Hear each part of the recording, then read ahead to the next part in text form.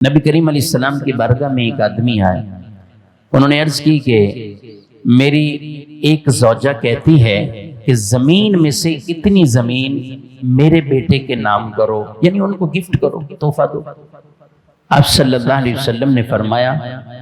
کہ تمہاری جو دوسری اولادیں ہیں کیا تم ان کو بھی دے رہے ہو، ان کو بھی کچھ دے رہے ہو؟ تو انہوں نے کہا کہ یا رسول اللہ صلی اللہ علیہ وسلم ان کو میں نہیں دے رہا، ابھی فقط ایک بچے کو دے رہا ہوں، اور وہ بھی اس کی ماں کا تقاضا ہے، یعنی ان کی ایک سے زائد شادیاں تھیں،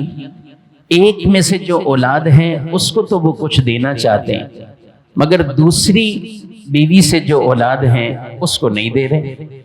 بھئی اولاد ہے، چاہے ایک بیوی سے ہے یا دو بیویوں سے، وہ والد کے تو سب بچے ہیں، بیویاں دو ہیں، والد کے لیے برابری ہے۔ رسول اللہ صلی اللہ علیہ وسلم نے اس پر ناراضگی کا اظہار فرمایا اور ارشاد فرمایا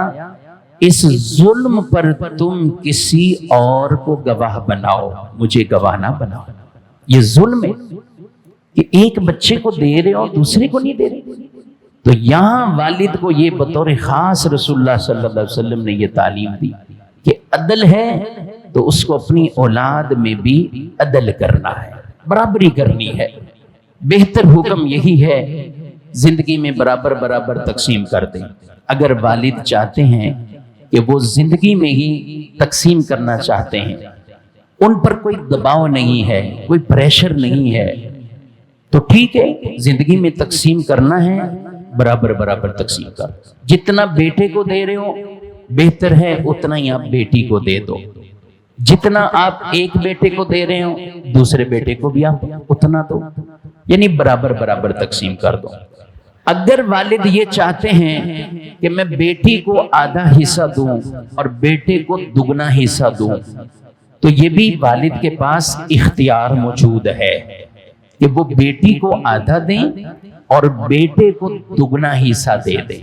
مثلا اگر بیٹے کے پاس 5 لاکھ آ رہے ہیں تو بیٹی کو 2.5 لاکھ روپے دینا چاہے تو ٹھیک ہے، یہ تقسیم بھی ہو سکتی ہے، کیونکہ مرنے کے بعد بیٹی کو اتنا ہی حصہ ملنا تھا، اس میں کوئی زیادتی والی بات نہیں ہے۔ لیکن اگر بالفرض وہ والد ایسا کرے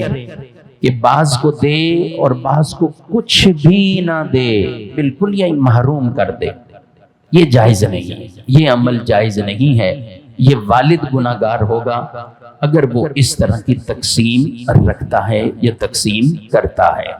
تو یہ میرے بھائیوں، یہ چند احکامات اس طرح کے ہمیں ضرور سیکھنے چاہیے۔ زندگی کے بڑے بڑے فیصلے بعض اوقات کر لیتے ہیں لوگ، اور جب وہ فیصلے کرتے ہیں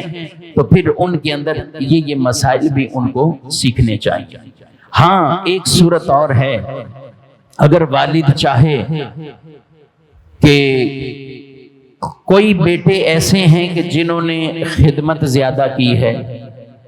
اور یا دینی طور پر فضیلت رکھتے ہیں، تو والد چاہیں اس کو کچھ زیادہ دے دیں، اس کی بھی اجازت ہے، لیکن ایسا نہیں کر سکتے کہ بعض کو اتنا دیا اور کسی کو بالکل محروم کر دیا، یا ایک کو 100% دے رہے ہیں ایک کو 10% دے رہے ہیں۔ تو یہ جو اتنا تفاوت اور فرق رکھ کے اگر دیں گے تو یہ اولاد کے ساتھ زیادتی والا معاملہ ہوگا۔ تو جہاں اولاد کو یہ حکم ہے کہ والدین سے عدل کریں، وہاں والدین کے لیے بھی یہ حکم ہے کہ وہ اپنی اولاد کے ساتھ بھی عدل کریں۔